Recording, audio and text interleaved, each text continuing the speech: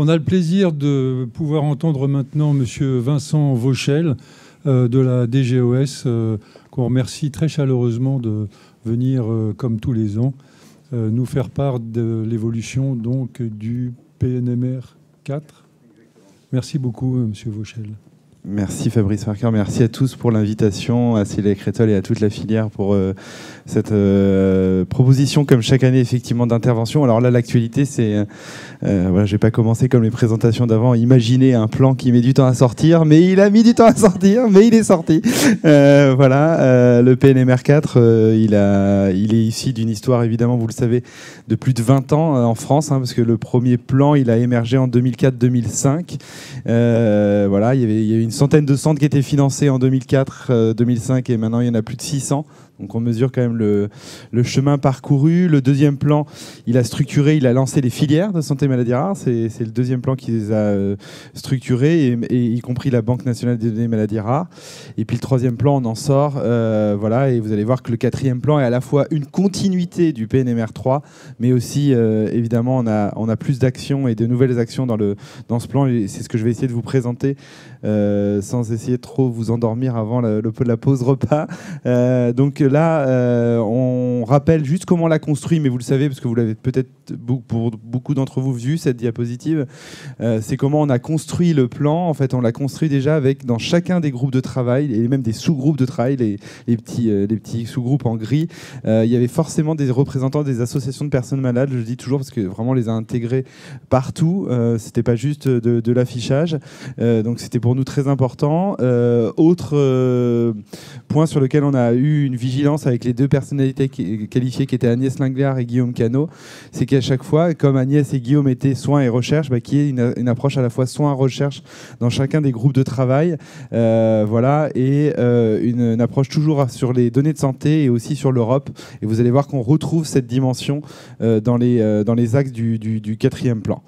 Il a été officiellement lancé donc en février 2025, le 25 exactement, donc quelques jours avant la Journée internationale des maladies rares, par 4 ministères. Voilà, ce n'est pas 4 ministres, il y a un piège sur cette image. Voilà, je pense que vous aurez reconnu qu'il y a la présidente de l'Alliance maladies rares. Et donc, effectivement, il y a 4 ministres qui le lancent et un qui était en vidéo. Donc, il y a les 2 ministres, entre guillemets, de la Santé, Yannick Neuder et Catherine Vautrin, et Philippe Baptiste pour la recherche. Et il y avait aussi le ministère de l'Industrie pour la première fois. On n'avait pas réussi dans le troisième plan. Là, on a réussi à embarquer la Direction générale des entreprises, notamment pour faire le lien avec les industriels, et notamment les industriels du médicament. Ça nous semble important d'avoir aussi des interlocuteurs de ce côté-là. Et puis, donc, les 2 personnes qui vont être en charge d'un peu de nous titiller côté ministère et de vous titiller aussi, acteurs, c'est donc Sylvie Audan, qui est généticienne à Rennes, que vous connaissez sans doute tous, et puis Alexandre Bello, qui est donc à Lyon. Donc traditionnellement, il y a 2 vice-présidents du plan, et donc c'est ces 2 personnes qui vont être pendant 5 ans nos aiguillons et vont permettre d'assurer un suivi du PNMR 4. Alors si on se plonge dans ce PNMR 4, vous voyez qu'on retrouve les 4 grands groupes de travail, les 4 axes. On n'a pas fait original, mais c'est issu vraiment des contributions. Il y a eu plus de 300 personnes. On se disait avant d'intervenir avec Célia que c'était impressionnant quand même la qualité et même la rapidité de production de toutes les actions qui ont été portées, et surtout qu'on a pu faire nous valider derrière. Donc ce qui avait été poussé par les groupes de travail. Donc le premier axe, vous allez le voir, est sur le parcours. Le deuxième, il est sur le diagnostic. Le troisième, sur les traitements. Et le quatrième, sur les données. Et donc le premier, il se fixe effectivement comme objectif d'améliorer une coordination qui reste en fait à améliorer. C'est celle avec la ville, vous le savez. Et donc ça a été un peu poussé dans le troisième plan, mais je pense qu'on peut aller plus loin sur cette partie-là. Comment on arrive à faire ça, et notamment les plateformes auront un rôle à jouer, mais pas que, évidemment, pour essayer de décloisonner et que ce soit pas uniquement porté évidemment par les hôpitaux. Et puis un axe qui, notamment, je passe sur, mais on y reviendra, un axe qui vous est cher dans votre filière, mais pas que, évidemment, parce que Célia a piloté le groupe de travail sur la transition, et donc on pousse aussi des idées et des actions sur la transition, à la fois sur enfants, adultes traditionnellement, mais aussi vieillissement. Ça, c'est apparu, en fait, c'était pas apparu avant, et c'est vrai que et c'est tant mieux, on vieillit aussi de plus en plus avec une maladie rare. Et puis il y a aussi l'âge et la grossesse, et ça a été pointé dans le groupe de travail. Je crois que si c'est bon, vous m'entendez toujours. Voilà. Et donc j'ai mis en exergue quelques actions, donc notamment la coordination entre la ville et l'hôpital. Donc là, c'est améliorer notamment les prises en charge multidisciplinaires. Il y a aussi une autre expérimentation qui a été faite en Corse, qui vient un article, c'est l'article 51, qui a permis de financer des parcours innovants, et notamment des parcours en lien avec les domiciles des patients qui sont atteints de handicap assez lourds. Eh bien, on est en train de le pousser pour le généraliser, cette expérimentation à l'échelle nationale. Donc voilà, c'est vous dire comment aussi on peut essayer d'améliorer cette coordination des parcours. Il y a aussi tout le lien avec les plateformes, et notamment celle d'outre-mer, pour adapter évidemment les spécificités territoriales en fonction des contextes locaux qui sont différents évidemment, qu'on soit en Île-de-France, à l'ouest de la France ou même en outre-mer. Et puis on soutient toujours à la fois l'éducation thérapeutique mais aussi les protocoles nationaux de diagnostic et de soins. Et donc on continue de financer côté des GOS les PNDS pour harmoniser les pratiques, et ça a vraiment émergé pendant le 3e plan et on poursuit dans le 4e. Dans l'axe sensibilisation, information et formation aux maladies rares, là aussi c'est quelque part le lien avec la ville, puisqu'on axe beaucoup sur à la fois la communication mais aussi sur la formation des professionnels de santé, des médecins, des infirmières, mais aussi des médecins de ville, voilà, et de soutenir des nouveaux métiers qui permettent d'accompagner en fait dans le parcours les patients. On travaille pas mal, et ça a été poussé notamment par les 2 personnalités qualifiées, Agnès et Guillaume, ont souhaité et on poursuit ce qu'ils ont voulu faire, c'est de travailler avec l'agence de la biomédecine. On travaillait déjà avec l'ABM, mais c'est vrai que ils ont des outils assez intéressants de communication spécifiques, notamment là pour le coup pour les parcours de soins en génétique. Donc l'ABM fait des belles choses, donc on travaille avec elle. Et puis d'un point de vue patient, on souhaite valoriser plus qu'il ne l'est le statut de patient partenaire, et c'est vrai que c'est un enjeu sur pas mal d'établissements. Toujours dans cet axe 1 qui est dédié au parcours, et là on est à chaque fois on retrouve le soin, la recherche, et là on retrouve l'aspect données dans cet axe. Donc on travaille avec la BNDMR pour créer une application qui s'appellerait France Maladies Rares, qui n'est pas à destination des professionnels de santé, parce qu'il y en a déjà qui existent, RDK par exemple. Enfin, voilà. Là c'est vraiment à destination des patients, voilà, pour qu'ils puissent retrouver un certain nombre d'informations sur les maladies rares ou leurs maladies rares, et on souhaite le plugger avec un certain nombre de choses qui existent, notamment Mon Espace Santé, pour pas non plus démultiplier les choses. Voilà, donc ça on y travaille. Et puis c'est sans doute via cette application qu'on pourrait faire de la collecte aussi de données. Voilà, si on veut faire des patient reported outcomes, ça peut être une façon de le faire. Donc voilà, et un enjeu majeur, et j'étais avec une autre filière ce matin et on en a beaucoup parlé, c'est l'interopérabilité. Et ça, on a beaucoup axé aussi sur comment améliorer l'interopérabilité entre vos bases de données, déjà vos registres, et puis l'interopérabilité avec d'autres choses qui existent. J'ai évoqué Mon Espace Santé, mais évidemment c'est un enjeu majeur que d'améliorer ça, et je pense que là aussi en 5 ans on a beaucoup de choses à faire sur cette partie interop.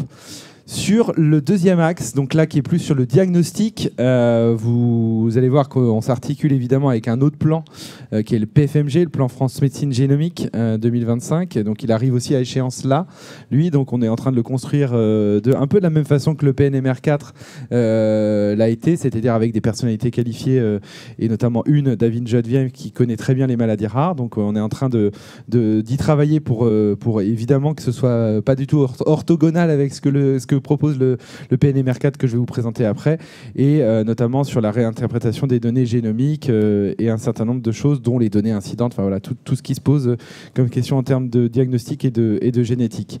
Alors dans un autre des objectifs, évidemment, on poursuit, quand je vous dis qu'on poursuit des choses qui ont été mises en place par le 3e plan, et ben c'est l'Observatoire du diagnostic qu'on finance et qu'on soutient. Donc chacune des filières a un observatoire du diagnostic, et donc là à la fois on souhaite poursuivre le déploiement d'un certain nombre d'outils qui ont été poussés par Bamara, et puis le lien aussi avec Orphanet, avec les ERN et avec l'Europe. Sur l'étendue du champ de l'observatoire, en fait, on souhaite étendre un peu ces missions à d'autres techniques, notamment en termes de biochimie, d'imagerie, de neuropathologie. Enfin voilà, il y a un certain nombre de choses, et notamment il y a eu un groupe de travail sur la phétopathologie. D'ailleurs, c'était Sylvie Audan qui le coordonnait. Et donc voilà, comment on arrive à intégrer la phétopath dans les filières concernées. Et ça, je pense que c'est un enjeu pour beaucoup de filières et notamment la vôtre. Donc je pense que c'est un axe majeur, et donc ça va se poursuivre. Et on a déjà des échanges, rien que pour revaloriser aussi le soutien à la phytopathologie d'un point de vue financier. Et puis, il y a un développement qu'on fait avec la HAS et Santé publique France, parce qu'on s'est rendu compte que les plans précédents avaient, dans leur évaluation, avaient assez peu d'indicateurs, et notamment d'indicateurs médico-économiques. Et donc, pour évaluer un peu l'efficacité de ce que vous faites et de ce qu'on pousse, notamment en termes de parcours de diagnostic, ça nous semblait important de pousser ces indicateurs.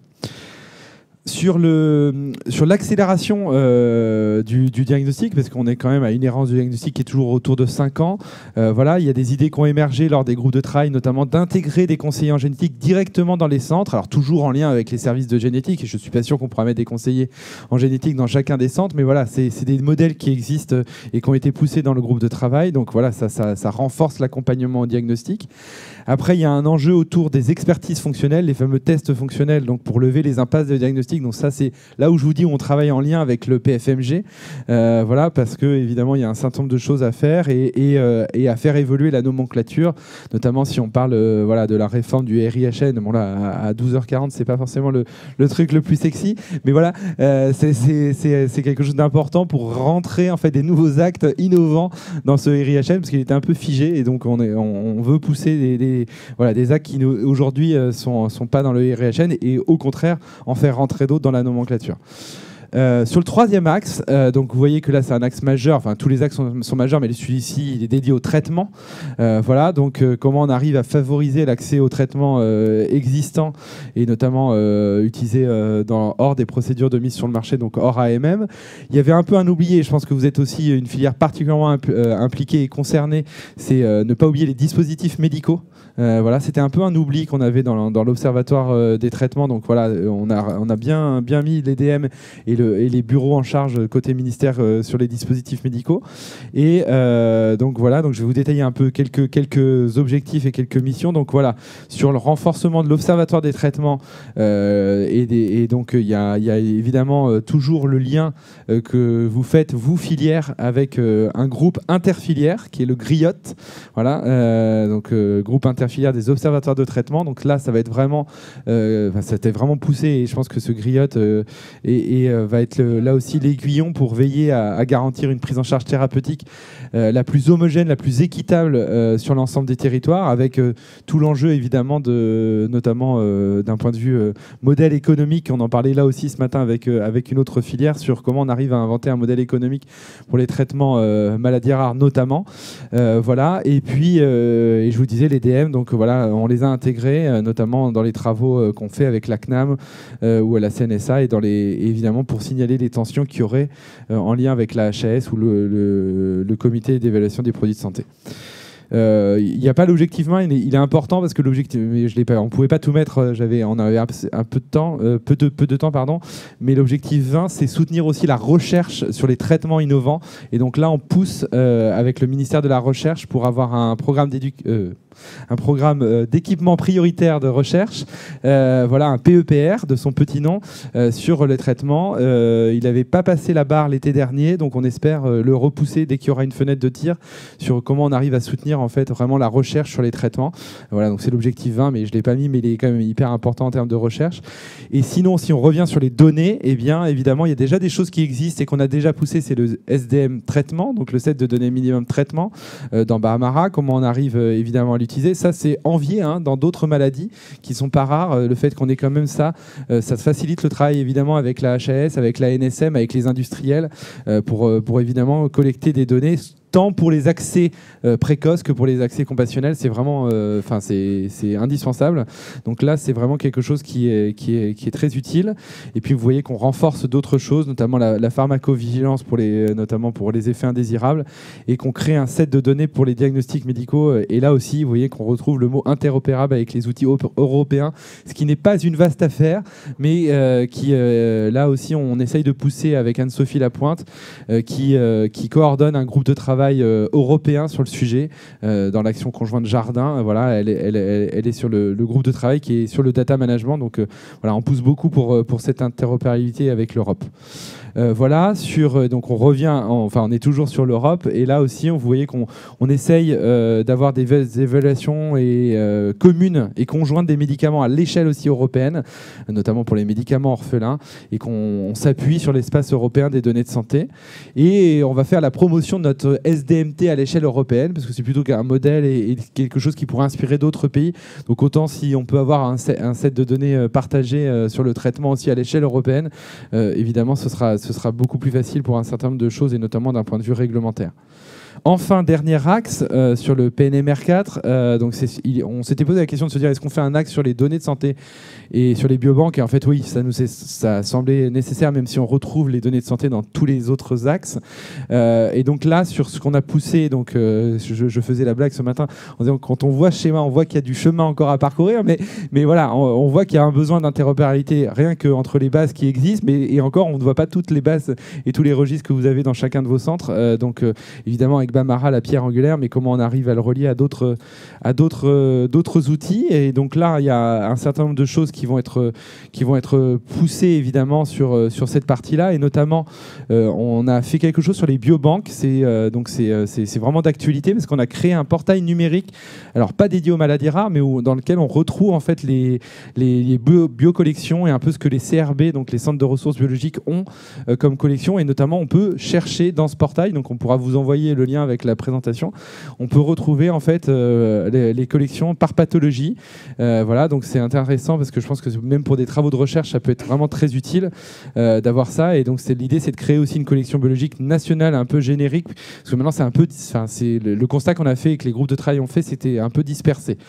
Voilà, et donc c'est évidemment comment on arrive à les renforcer, ces biobanques. Les CRB sont soutenus, mais voilà, il y a certainement des choses à faire, et comment on peut les utiliser à des fins de recherche.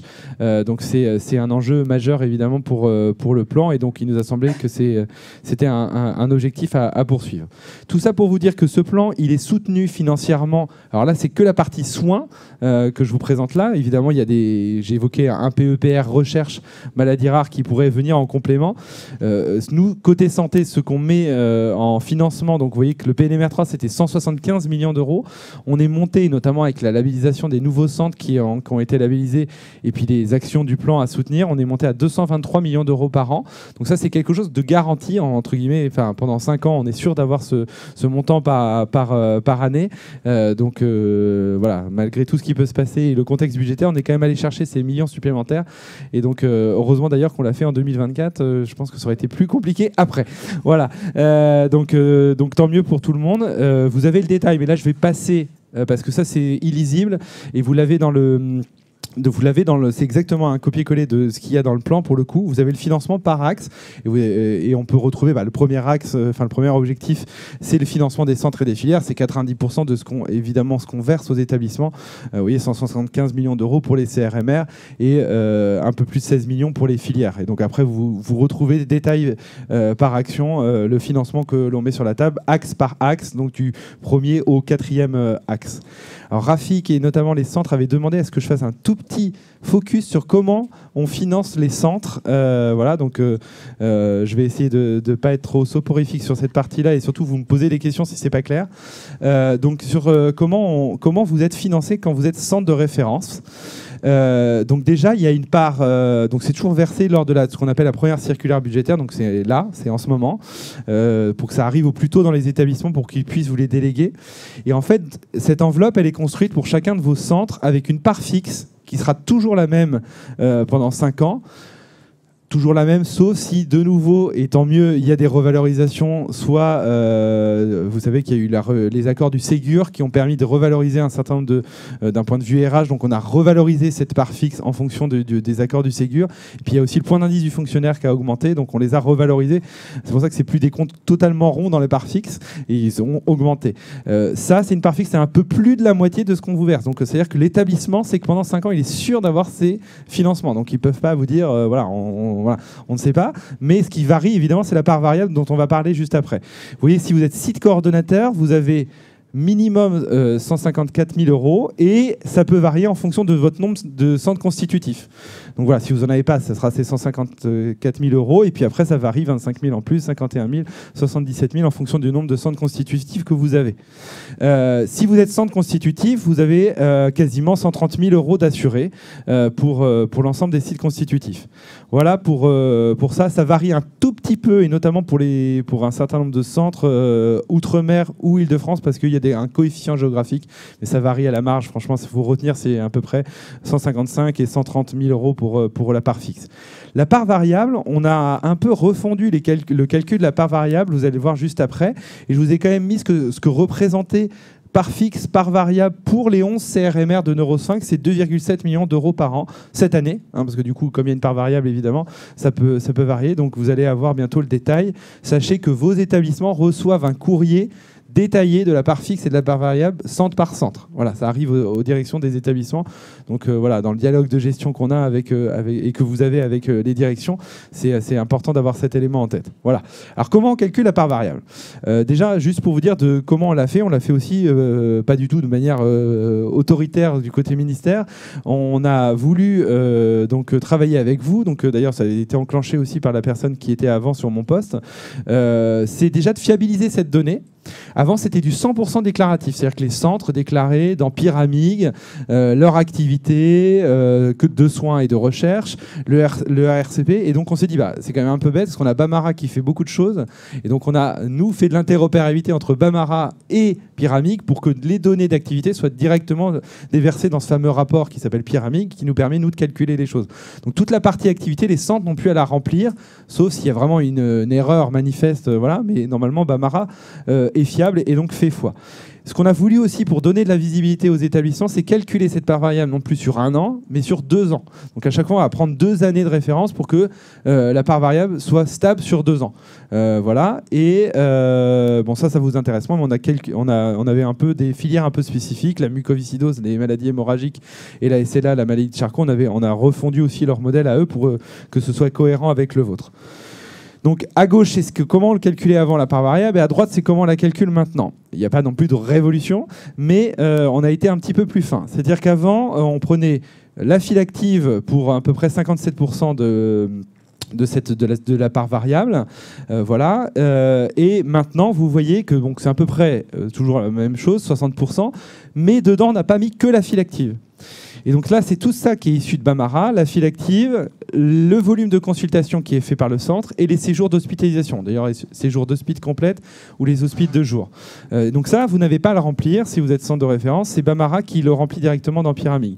Le seul item qu'on n'a pas réussi pour l'instant à fiabiliser dans Bamara, c'est les nombres d'avis d'experts que vous donnez, donc qui restent du déclaratif. Voilà. Sur les points SIGAPS, donc sur la recherche, ça reste du déclaratif parce qu'il faut de mieux, c'est pas dans Bamara. Donc c'était 29% de l'enveloppe, donc c'est les publications qui sont valorisées, et ça c'est pendant 4 ans, enfin c'est sur 4 années, les 4 dernières années, vous devez nous renseigner les points SIGAPS.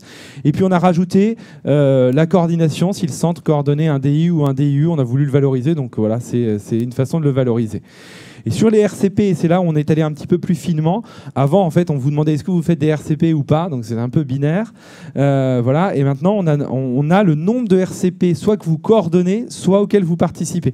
Et donc c'est ça qui compte pour 15% de l'enveloppe aussi. Donc vous voyez que ça représente un peu l'activité tant de soins, de recherche et de RCP d'un centre pour essayer d'avoir. Et à chaque fois, on prend 2 années de référence, comme je vous l'ai dit. Voilà. Et donc, c'est à peu près, donc ça varie d'un centre à un autre, mais c'est à peu près 45% de l'enveloppe au total, en tout cas. Donc voilà. Et juste, oui, comment on vous répartit, parce que ça pourrait être complètement proportionnel. Donc, ce n'est pas tout à fait le cas. C'est un petit peu comme les impôts, quoi. Vous avez des quartiles. C'est-à-dire que vous êtes répartis en groupes homogènes. Donc, vous avez 4... vous tombez en fonction de votre niveau, entre guillemets, pour évidemment ceux qui ont une petite faible active, ne pas non plus les pénaliser si c'était complètement du proportionnel. Et au contraire, il y a des centres qui ont des files actives très importants. Donc, pour un peu lisser cet effet, on a réparti par quartile pour qu'il y ait les points qui soient attribués en fonction de ça. Donc voilà. Donc, si des centres ont des questions à nous poser, alors ils peuvent passer par leur plateforme ou par leur direction pour que derrière nous, on vous renseigne. On peut fournir un peu le détail. Si jamais il y a une interrogation, notamment sur votre part variable, on le fait de manière très transparente et très ouverte à la DGOS. Voilà, j'espère que c'est un peu très clair. Surtout, n'hésitez pas à me poser des questions. Je pense qu'on a encore du temps pour les questions avant de manger. Mais ça, je ne fais pas le timekeeper. 5 minutes. OK. En tout cas, merci encore pour l'invitation. Et...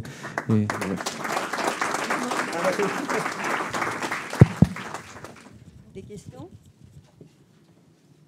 Moi, j'ai une question, Vincent. Je pense que ce qui est hyper important, c'est les études médico-économiques. Ouais. Personnellement, qu'on n'a jamais pu commencer à faire, parce que c'est quand même hyper technique. Il faut des personnes qualifiées pour nous aider. Vous en avez parlé. Il y a des pistes concrètes là qui se profilent pour le PNMR4, parce que je pense que c'est fondamental de montrer l'importance et comment nos parcours de soins arrivent à faire des économies de santé, ce dont on est convaincu d'ailleurs. C'est un enjeu majeur. On est convaincu, mais on n'a jamais vraiment réussi à le démontrer. On n'a jamais réussi. Je pense que c'est vraiment un angle mort du plan précédent. Donc en fait, on a travaillé notamment dans un des groupes de travail avec une économiste de la santé. Donc l'idée, c'est de poursuivre ce travail en fait. Exactement. Donc elle était vraiment très impliquée et on souhaite qu'elle soit aussi toujours impliquée et Sylvie l'a bien en tête pour voilà. Donc c'est raccord.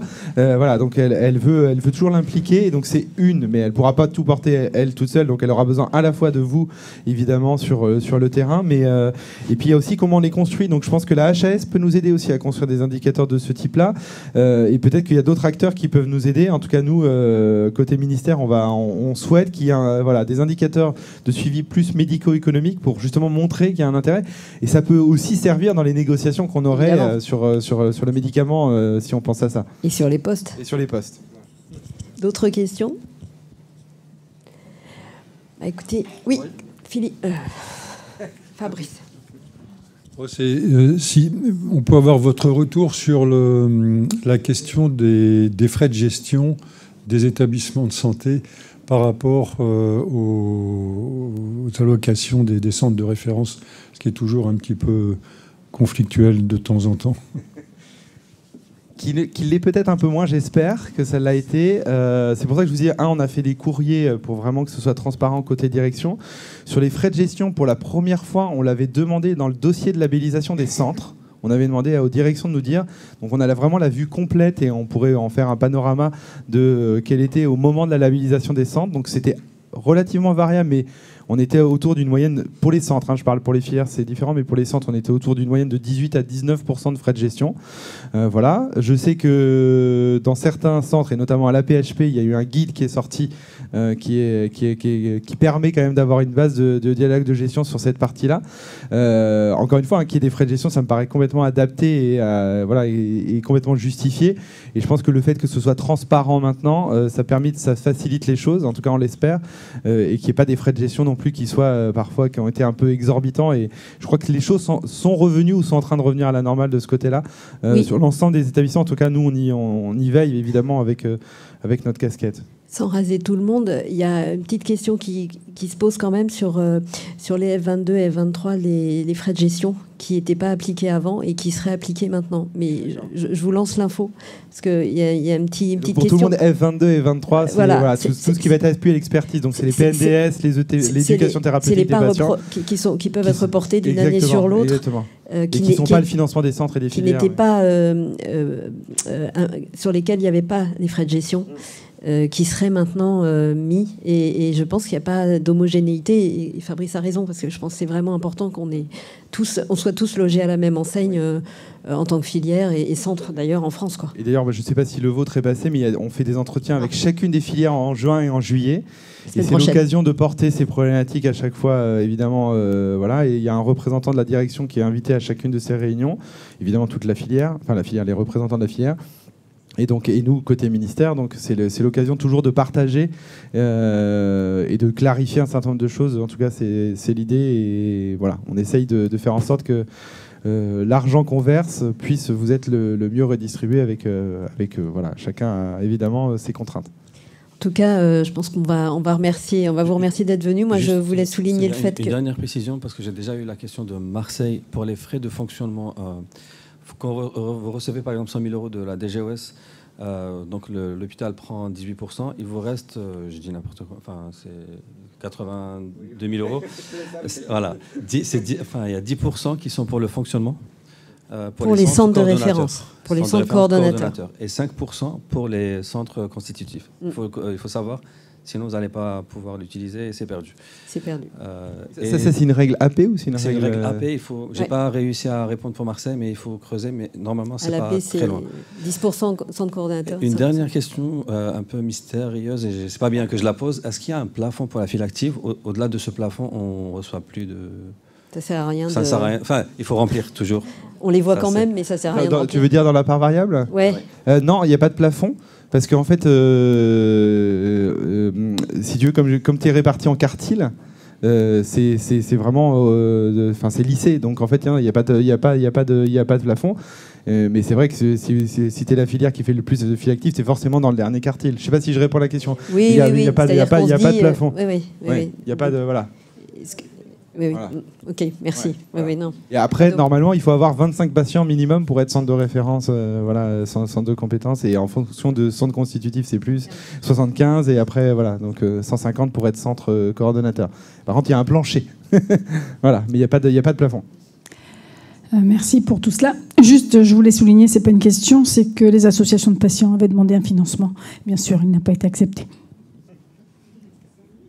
Même s'il y a un financement côté DGS pour l'Alliance Maladie Rare, parce que côté DGS, on ne peut pas financer les associations de personnes malades, même si on pourrait trouver des truchements, mais c'est un peu plus compliqué. Mais la DGS finance l'Alliance Maladie Rare, Orphanet, et donc voilà. Et on a essayé de revaloriser aussi le soutien qu'on faisait à l'Alliance Maladie Rare. Voilà, vous avez le détail dans le premier axe, notamment, du financement. Mais c'est vrai que côté DGS, on finance que des établissements de santé. Cécile. Association Klippel-Feil et vice-présidente d'Alliance Maladie Rare. C'est une lutte tous les ans pour les financements de la DGS et qui diminue en ce moment. Et avec MRIS aussi, on le déplore. Et alors, si on se dit tout, parce qu'on est bien informé de cette problématique, quand je vous dis qu'on peut trouver des truchements, c'est-à-dire qu'on peut passer par un établissement de santé qui reverse aux associations. Donc nous, côté DGOS, si jamais les financements venaient à être réduits, on a déjà fait pour l'année dernière ça, et donc on peut le faire de cette manière-là. Mais là, je suis border, parce que je dis des choses que je ne devrais pas dire. Mais bon.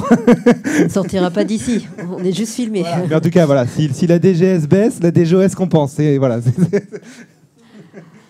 Bon, je pense qu'on va faire la pause déjeuner. On va remercier Vincent Vauchel. Merci encore d'être venu. Merci.